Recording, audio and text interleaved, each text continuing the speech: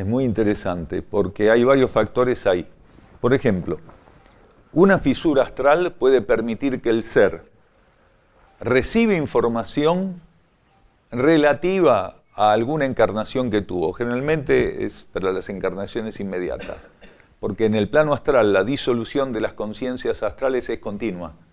Si bien la realidad queda en el plano astral en algún nivel, aspectos pasados de la realidad, estamos hablando incluso de millones de años, ¿sí?, quedan grabados en la capa psíquica, son las entidades, ¿sí?, más recientes y los acontecimientos más recientes los que están más vívidos en el plano astral. Entonces, una persona podría recibir a través de una fisura astral una información aproximada, a veces muy con licencia poética aproximada. ¿Se entiende lo que es una licencia poética, no? Bueno, de alguna encarnación, generalmente de las inmediatas últimas. Pero ¿qué ocurre? ¿Por qué decimos aproximada? Porque las entidades astrales no saben interpretar la realidad. Entonces, ¿qué hacen generalmente respecto a aquel que tiene la fisura? Y que generalmente la fisura está acompañada por la ambición espiritual y filosófica de saber qué fui en mi vida anterior. ¿Qué ocurre? Que el ser no puede evitar ambicionar que aquello que él reciba como información de alguna encarnación anterior lo ponga en un punto relevante. Él no puede haber sido, con respeto a los barrenderos, un barrendero, con una vida normal, que se aburrió, se jubiló, después se la pasaba escuchando la radio. Quiere decir, nadie quiere ser el protagonista de una encarnación de esa naturaleza. Seguramente yo fui algo muy importante y no lo recuerdo. Entonces tengo la ambición de descubrirme a mí mismo en ese rol. Entonces, ni las entidades astrales tienen la capacidad, por más que algo esté en el plano astral todavía vivo, vigente, no tienen la capacidad de tener una mirada cósmica sobre eso. Y aquel que ambiciona algo y que a través de la fisura puede llegar a recibir algún tipo de desperdicio de ese recuerdo, ¿sí?, no son una buena asociación para saber lo que pasó. Sí van a recibir algo que van a tomar como una información, pero no es una buena información. La única información genuina es la que tu conciencia interna vitaliza, actualiza y te coloca. Y la va a colocar cuando se le ocurrió, porque sí, porque no tenía nada que hacer mi alma y dijo, ya que no tengo nada que hacer voy a sacar algo del subconsciente y se lo voy a poner acá a este muchacho. No. Si la conciencia interna ofrecen, ¿sí?, la vitalización de algo que está en el subconsciente, es porque eso es fundamental para el tratamiento de la vida que tengo que hacer hoy. Necesito eso, aunque sea un segundo, pues la conciencia interna tiene una cualidad que el ego no tiene, ni podría tener porque no, carece de síntesis. ¿Qué es? Vieron que en un slide o en una filmación hay cuadros, hay miles de cuadros, cientos de miles en algunas filmaciones. Bueno, ¿el ego qué haría? Y el ego agarraría los cuadros, los más lindos, lo que le gustan más, lo que él sale en primera plana, ¿sí? Bueno, la conciencia interna tiene la capacidad de entender el poder simbólico de un cuadro. ¿Cuál es? El ego, capaz que mirando ese cuadro dice, ¿quién es? Pero la conciencia interna lo toma del subconsciente. En una ceremonia, lo toma, ¿sí?, lo actualiza, le cambia el patrón vibratorio y cuando es el momento adecuado tira el cuadro en el medio del camino. El ser está ahí trabajando la vida y aparece eso, que puede aparecer en un flash en la conciencia, en un sueño, o el cuadro lo adapta a un modo tal, ¿sí?, y genera una relación oculta tan profunda con la conciencia del individuo que cualquier símbolo externo va a operar como llave para que ese cuadro opere sobre la conciencia y el individuo ni se dio cuenta. Y cuando decimos cualquier símbolo, podemos decir un paisaje, el canto de un pájaro, el sonido, ¿sí?, un momento donde el ser se serena y trata de bajar las revoluciones. Quiere decir, lo que el ser puede arrebatar del subconsciente a través de una fisura o a través de la respuesta de entidades astrales o psíquicas, no se asemeja en absoluto a esto que estamos haciendo referencia. Entonces, dependiendo de muchos aspectos, podría ser que la conciencia interna del ser, si el ser es ambicioso, de saber realmente qué ocurrió en vidas anteriores, le permita crecer en fisura.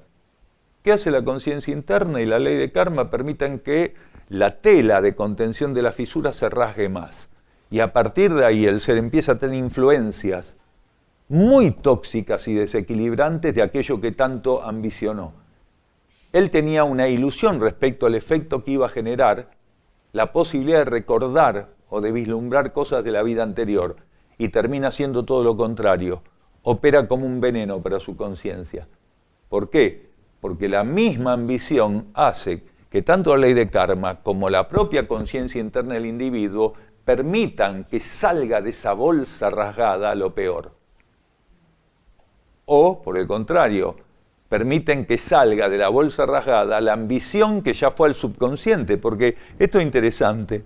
Cuando un ser ambiciona, automáticamente, a través del filtro de los archivos de la conciencia, esa ambición va al subconsciente, con todo el esquema de lo ambicionado, con todos los defectos de la ambición, y queda ahí. Y no hay nada peor que a través de una rasgadura, de una fisura en el subconsciente, que emerja precisamente, como en una especie de retroalimentación, el espectro de la ambición, que para la conciencia que está ante eso, puede representarse, por ejemplo, como una frustración, lo que nunca va a alcanzar. ¿Se entiende? Porque la ambición te la pueden poner retroalimentada y te está mostrando, cuando sale nuevamente del subconsciente, que vos eso no lo vas a alcanzar nunca. Está fuera de toda tu posibilidad. Entonces hay muchos mecanismos que pueden, plantarnos cara a partir de una actitud indebida. Y hay que tener en cuenta que una fisura es una consecuencia kármica que por algo está en nosotros. ¿Se entendió lo que dijimos? Fue medio enredado. La mediumnidad es una consecuencia, por decirlo de algún modo, una consecuencia múltiple que puede tener con la ambición, tiene que ver con la ambición, tiene que ver con la perduración de la instintividad, seres que no trabajaron su instintividad adecuadamente, entonces se recrea una actividad psíquica, ¿sí?, con desmesura y posiblemente con una sobrevida también desmesurada, porque hay momentos donde nosotros tenemos que terminar la etapa instintiva, ¿sí?, terminar la etapa ambiciosa, y si un ser se extiende en instintividad, quiere decir, le da una sobrevida innecesaria ya a partir de una cierta etapa a esa animalidad que todos tenemos en algún momento que trascender, puede derivar en estas cuestiones. Hay muchos motivos por los cuales eso puede suceder. Hay muchas personas que son médiums a partir de una búsqueda casi obsesiva de beneficiar a los demás, creyendo, porque esto también tiene que ver con su inmadurez, creyendo que ellos tienen condiciones para ayudar a los demás y que tienen que aplicar esas condiciones, porque mucha gente depende de ellos. Eso, aunque es buena voluntad, es voluntarismo, también tiene un grado de inmadurez, de ilusión, de ambición espiritual, aunque no sea una ambición negativa y egoísta, termina siéndolo, ¿sí?, como extensión.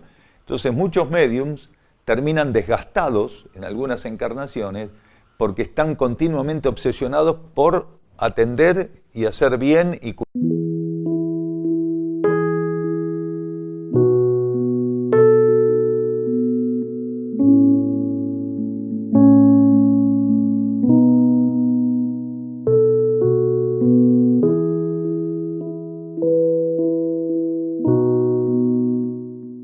curar a todo el mundo y ayudar a todo el mundo. Es muy común que los médiums, después de que hacen esos trabajos, donde dicen que terminan siendo puentes de las entidades positivas del astral, que ya no hay entidades positivas, sino que hay entidades que prácticamente se tornan todas obsesoras de estos médiums, ¿sí?, terminan agotados. Dicen que después de sus trabajos de ayuda, de asistencia, de cura, Tienen que estar 10, 12, 15 horas descansando porque terminan agotados. Un ser en servicio puede cansarse, pero ese agotamiento psíquico no lo vive. No lo vive. Y los médium terminan realmente agotados. ¿Por qué? Porque lo que no saben es que en la medida que ellos están en ese proceso que reconocen o buscan reconocer como servicio a los que necesitan de eso, las entidades astrales están chupando la sangre, vibratoriamente hablando, al propio médium. O sea, las entidades astrales lo alimentan en su ilusión, su fantasía o su ambición filosófica, ¿sí?, de un modo tal que permite también ser vampirizados. Los alimentan para vampirizarlos. Entonces genera un, digamos así, como un perro que se muerde la cola, un círculo cerrado.